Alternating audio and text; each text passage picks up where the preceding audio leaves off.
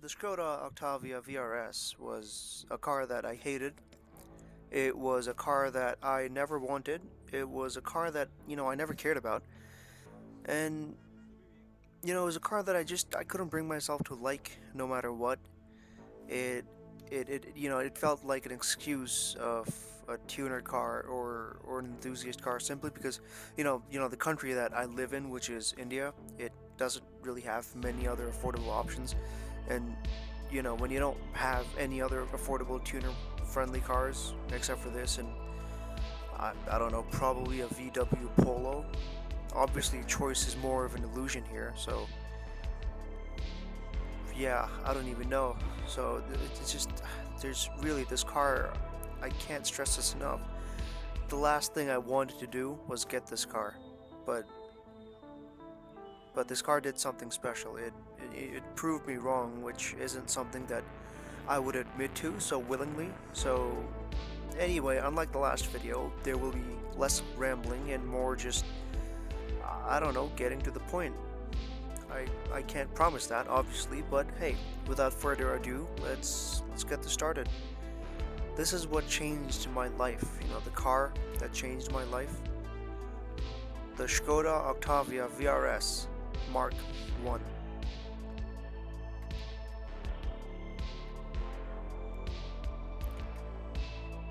What does it mean when, someone says they went through something life-changing? Is it, like a decision they made or a moment in time that occurred that, sort of led them to have some sort of realization that, this thing, something that, maybe caused them to be affected in such a way that it essentially changed their life? You probably don't know what I'm talking about, but alright, allow me to explain. Now, when someone says their life has been changed, it could mean anything, right? It could be as simple as I don't know, finding a fun new hobby that spices up their otherwise boring or menial lives. We've been through dreams and hobbies and stuff on this channel already, so I won't bore you with more of that. But to say that your life has been changed by something isn't an understatement. No matter, what someone else may think of your life-changing moment, the fact remains that it did change your life, that it did have such a powerful impact on your life that it changed essentially how you see the world. Now, let's talk about, my life-changing moment, right? There have been quite a few, and the VRS plays a pretty big role in it, despite being, I don't know how to say this, but, like a worldly thing. I know people say not to be materialistic, but this is one of those rare cases where a thing has had such a profound effect on me that I don't think of it as just a thing, but an entity of its own, living and breathing in its own way. So let's start from the beginning actually. I know I said I won't ramble off, but I need to rewind a little bit more to, the time before I bought this car. So picture this, it's March 13th, okay, you can't really picture this, but whatever, just stay with me here. It's March 13th, 2020. It was a Friday, a day that, seemed like any other, right? It was one of, the last few weeks of school, high school for me, before we would have, our final exams and then graduate. So to be more precise, that was the last 8-hour school day we would have. The next week or two that would follow would basically just be 3 or 4 hour days, half days basically, followed by 2 months of mock exams and then final, assessments. So this was, in a way, my last day of high school, like traditional high school, 8-hour days, whatever. But, thinking back on it now, it was a bittersweet moment, because when we all left that day, heading on our ways home, we thought we still had each other's company for, I don't know, the next month or two, and we could go somewhere for vacation after graduating. There were, a lot of plans, and of course none of that happened because of the pandemic. that was bitter, but the sweet part, of which there was just a little hint of in all that chaos, that was the time that I got to spend at my farmhouse during the lockdown. It might not have been like everyone else's lockdown. I know a lot of people suffered. A lot of people just went through a lot of bad things. But I want to talk about my experience, which was pretty different. So I would wake up, waking up every morning, right? I would wake up, and then I'd start planting things. I don't know the terminology for this. Okay, I learned a bit of farming, I guess. I planted a bunch of things, trees, plants, whatever. I don't really know. We went out hunting, my dad and I. We would. So all right, let me go back a little bit. So when I said farming, I meant I'd wake up in the morning. My dad would give me a list of plants or whatever he wanted, or like seeds. I don't know. I would go out, which. Look, I know it's lockdown, okay, but we were in like a very remote part of the country or the city that I live in. So we had like there were stores and like little things like that very close by, where there was literally basically no one, like maybe like one or two people I've seen the entire time I was there. Anyway, so I'd wake up early in the morning. I say early in the morning, but it was like, noon, like 12 p.m. or 1 p.m. I don't know. It was early in the morning. It was early for me then because I used to wake up late. Anyway, so I'd wake up in the morning, which was my morning. I would go out in my Range Rover or my Hummer, whatever. It was nice. I got to hang out with those cars a lot. It was fun. Go out and just buy a bunch of stuff, plants, whatever. I don't know. Come back and then plant them. Dig and then plant them and then get my hands dirty. Everything it was at first it was kind of annoying. We did a bunch of stuff and cleaned the swimming pool because it was terrible. So I just cleaned the swimming pool and go out back, cut a bunch of trees. I know some people hate me for this, but we had to sort of cut the trees and like plant them and like anyway, there's like a huge different story about that. Anyway, that's for another time. But there was this one moment where we went out hunting. And hunted nothing because we couldn't see anything. But going out in the middle of nowhere, standing on top of my Hummer's roof with the sunroof open and a rifle in my hands, with the scope to my eye, as my dad, as my dad drove us around in the dead of night, while the whole world was in isolation.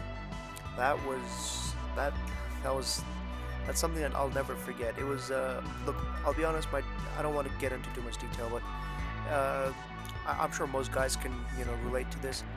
My dad and I don't really hang out much. It's kind of, like when we're together, it's like, we barely even talk. Anyway, but that moment, it felt surreal. Like the whole world stopped for us, for just us two. Anyway, that's a story for another time. Anyway, let me know in the comments or whatever if you would like, to see me cover my Hummer and its story, because God, is it a long story. Anyway, yeah, I've kind of rambled on even though I said I wouldn't. Anyway, let's talk about how I got the VRS.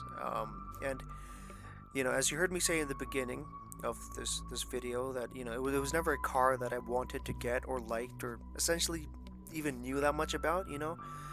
So the question is, how did I end up getting it, and how did it change my life? Okay, this is gonna be a little awkward, but it's rewind time again. But just bear with me. I'll make this quick. I'll make this as quick as I can. So let's rewind from March to January of 2020, specifically January 9th, 2020. It was around 5:48 in the morning. I was up late because I was. And I see an advertisement for a Toyota MR2. It's an SW20, which is the second generation MR2, which also happens to be one of my dream cars. Completely built up example 2, 500 horsepower, and an endless list of mods. 2 fuel pumps, launch control, wide body kit, roll cage, you name it, this car had it, whatever. It had everything. And after searching for years and years for a perfect SW20 MR2 Turbo, I finally found one.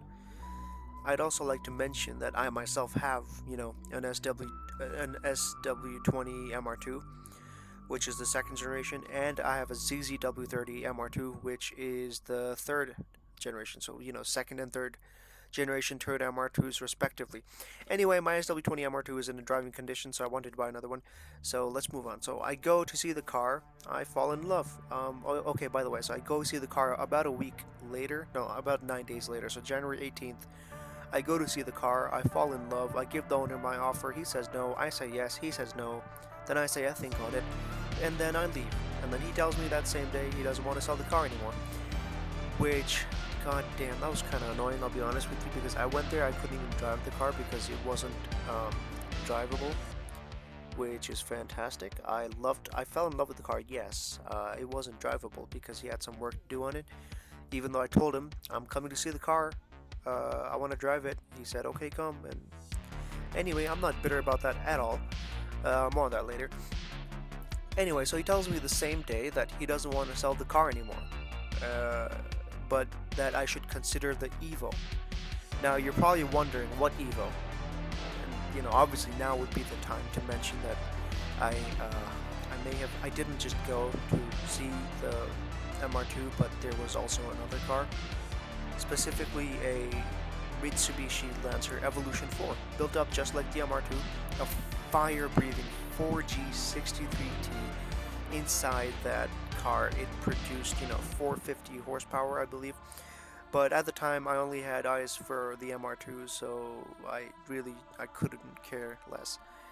But since the owner decided not to sell it the same day, I was like, alright, whatever. So I set my sights on the Evo. It was practical, it was fast, it was rare, but most of all, it was one of the coolest cars ever made, in my opinion. I just love Evos. There's something about them, man. They're so beautiful and they're just amazing.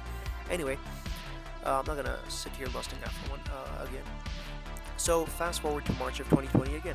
The same day that I had my last day of school, I was also going to finally get the Evo for that very weekend. So it was a Friday that we had the last day of school, on Saturday, which was the next day, I would go and pick up the Evo. I was going to go and pick it up that very weekend. But that very weekend, we also had the first lockdown. The lockdown, which, was only supposed to be for a day, a day that lasted until June. Because, that was when I could finally get the Evo. I could make a quick trip in June, right after the one-day lockdown, which lasted more than a day. I could go,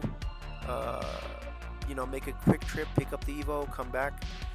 But the situation was much worse where the car was located, and the owner increased his offer, and my budget had decreased as well, unfortunately. So it was a lose-lose situation. And with a heavy heart, and after half a year of dreaming and lusting and drooling over the Evo 4, I had to let it go. Anyway, so I gathered, it's a long story, but I gathered the money to get a Skoda Octavia VRS, because that was the only thing I could get in my budget at that point. Well, okay, it's not just I couldn't just get a VRS. There was more. My budget wasn't that low. I could get a VRS and modify it and still have some money to spare with the budget I had. But anyway, things didn't go so smoothly. So I drove a dozen or 2 dozen Octavia VRS models before I found the right one, because every single one that I drove was either abused or, well, yeah, abused. And despite the fact that it was no Evo or MR2 or ever a car that I wanted or dreamt about or really liked, I told myself that it would be alright, that this cheap, pathetic, slow, boring car that I was buying wouldn't be that bad. Now you're probably thinking to myself, you're probably, not to myself, you're thinking to yourself, why do I think this car is so bad? Well, let me tell you something, right? This was the last car that I wanted to buy. The last car. I did not even want to get to the point where I would have to stoop so low as to get a Skoda Octavia VRS. because I used to tell myself, oh yeah, it's a good car, whatever, but I used to just say that to, make myself look all humble, like down to earth. Frankly, I'll be honest with you, I hated that car. I thought, hey, whatever, it's just, I thought everyone only likes it because we don't really have many other options, do we? So, beggars can't be choosers, as they say. So, that's the only reason why I pretty much, even had some sort of appreciation for that car. But, to be blunt, I couldn't care less about that car.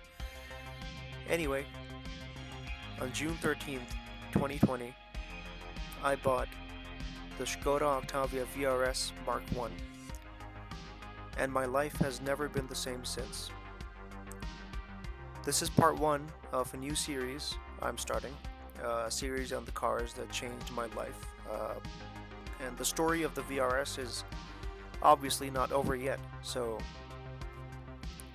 please stay tuned, like and subscribe if you enjoy this, and the Skoda Octavia VRS changed my life, right? And that's exactly why I am selling it. It may not be in the best shape possible, but if brought back to its prime, it won't disappoint. It won't disappoint, but